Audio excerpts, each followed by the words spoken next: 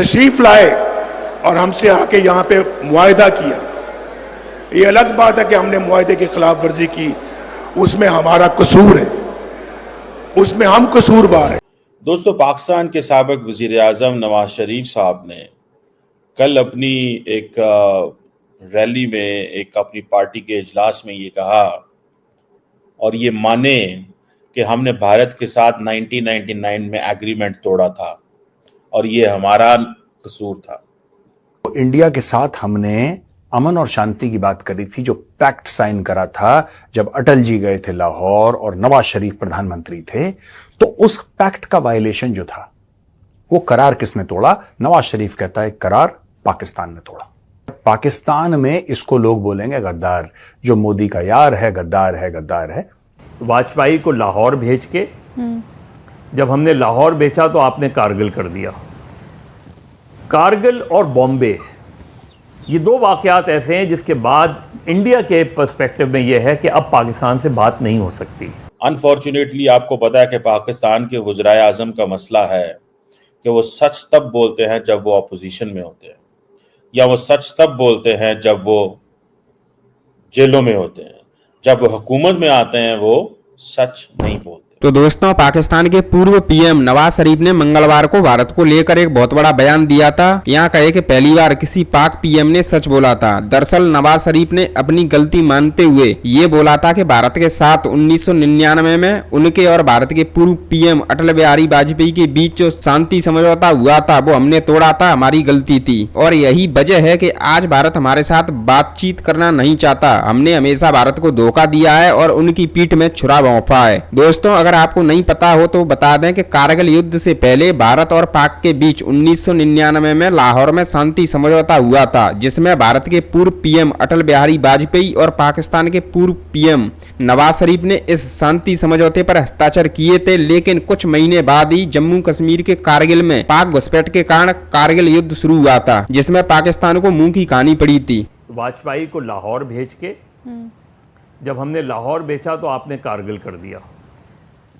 कारगिल और बॉम्बे, ये दो वाक़यात ऐसे हैं जिसके बाद इंडिया के पर्सपेक्टिव में यह है कि अब पाकिस्तान से बात नहीं हो सकती।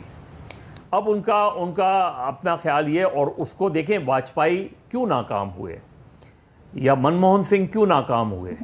वाजपेयी और मनमोहन के बाद क्यों मोदी जो है पिछले 10 साल से जो है वो जीतते आ रहे हैं, और अब भी यही तमाम इंडिकेटर्स यही हैं कि मोदी जीत जाएगा। शायद उतनी मेजॉरिटी ना मिले, लेकिन जीतने के बारे में तो सब ये कह रहे हैं कि मोदी ज़्यादा चांसेस हैं कि तो उनका पर्सपेक्टिव, तो अगर किसी उनके बयानिए को उनकी इंतखाबी कामयाबियां हासिल हो रही हैं तो वो उस बयानिए को क्यों तब्दील करेंगे।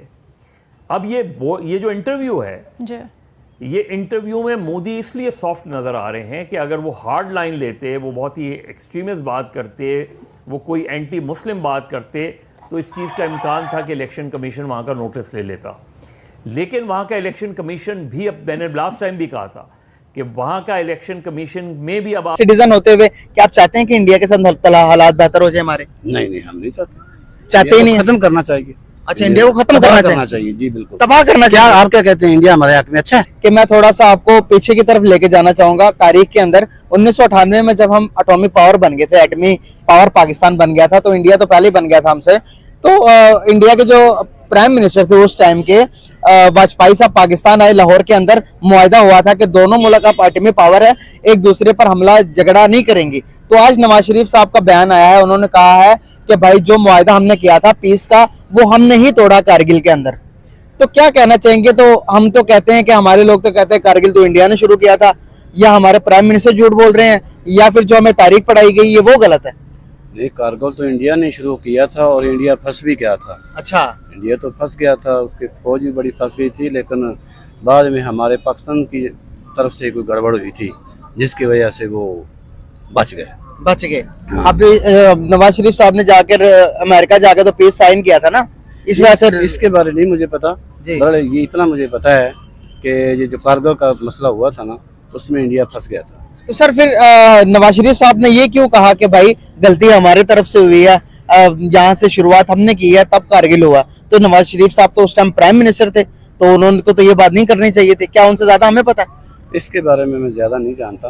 अब नवाज शरीफ साहब जो कहते हैं कि मेरी ज़िंदगी की बहुत बड़ी कामयाबी ये थी और मैंने ये कामयाबी हासिल की कि इंडिया के साबिक वज़ीर आज़म अटल बिहारी वाजपेयी जो हैं वो लाहौर आए और लाहौर आके उन्होंने मुझसे मुलाकात भी की, एग्रीमेंट भी हुए। लाहौर डिक्लेरेशन 21 फरवरी 1999 को साइन हुआ। उस एग्रीमेंट में ये था कि अमन जो विजन फॉर पीस है वो कैसे लेके आना है, स्टेबिलिटी कैसे लेके आनी है दोनों मुल्कों के दरमियान, और ये एक बहुत बड़ी चीज थी। जो सिग्निफिकेंस है अटल बिहारी वाजपेयी के लाहौर आने की वो बड़ी इंपॉर्टेंट है। देखिए, पाकिस्तान का एक बहुत बड़ा हिस्सा आज भी ये समझता है कि भारत पाकिस्तान की एग्जिस्टेंस को नहीं मानता, भारत पाकिस्तान को नहीं मानता। वो कहते हैं कि नहीं, ये एक रियासत थी, ये एक स्टेट है जो कि क्राफ्ट की गई है out of the bigger India, ठीक है। सो वो हमें उस तरह नहीं मानते जिस तरह उनको मानना चाहिए। सो वो हमें अपनी तसल्लुत में रखना चाहते हैं, हमें they want to treat us like Maldives, like Sri Lanka, like Nepal and Bhutan, और वो चीज़ चाहते हैं। पाकिस्तान की अशराफिया या जो एलीट है, military elite, bureaucratic elite, political elite, वो चाहती है कि नहीं, हमें एक पैरिटी में डील किया जाए, हमें इस तरह डील ना किया जाए। अगर आप हमें बराबर डील करेंगे तो तब हम आपसे बात करेंगे, अगर बराबर डील नहीं करेंगे तो हम आपसे बात नहीं करेंगे। ये एक पाकिस्तान का मौक़िफ़ है शुरू से। बहरहाल ये जो कोशिश थी उस वक्त नवाज शरीफ की, अगर ये कोशिश कारआमद हो जाती और उस वक्त जनरल मुशर्रफ जो थे, जिन्होंने फिर बाद में कारगिल का ड्रामा किया सारा, वो ना करते तो आज पाकिस्तान और भारत किसी और तरफ चल पड़े होते।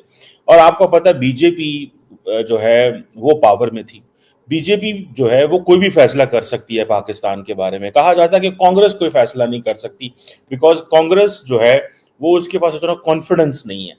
कांग्रेस इलेक्शन तो जीत सकती है लेकिन कश्मीर और पाकिस्तान जैसे बड़े फैसले नहीं कर सकती। बीजेपी इलेक्शन जीते या ना जीते वो फैसले सारे कर सकती है, और अब अगर वो जीते हैं अभी, जैसे नरेंद्र मोदी साहब 2 दफा कंसेक्टिव जीते हैं और तीसरी दफा के भी चांसेस हैं, तो वो फैसले कर सकते हैं। जैसे उन्होंने कश्मीर पे एक फैसला किया जो कि यूनिलैटरल फैसला है, ठीक है। लेकिन at the end of the day ये जो अगर विजन फॉर पीस एस्टैब्लिश हो जाता, दोनों मुल्कों में सुकून हो जाता, मामला ठीक हो जाते, तो सारी चीजें ठीक हो जानी थी। और उसके बाद अगर हम कारगिल में वो सारी मिस एडवेंचर ना करते, कारगिल में मिस एडवेंचर ना करते, तो बात तो फिर ना खत्म ही थी ना। मतलब इतने अच्छे ताल्लुकात रहने थे। आज कल हम बात कर रहे थे जी मुकेश अंबानी अफ्रीका में जाके पैसे लगाना है, तो आज पाकिस्तान मुकेश अंबानी यहाँ पे पैसे लगा रहा था। हम ये हिंदू मुस्लिम करना छोड़ देते। हमने ये जो हर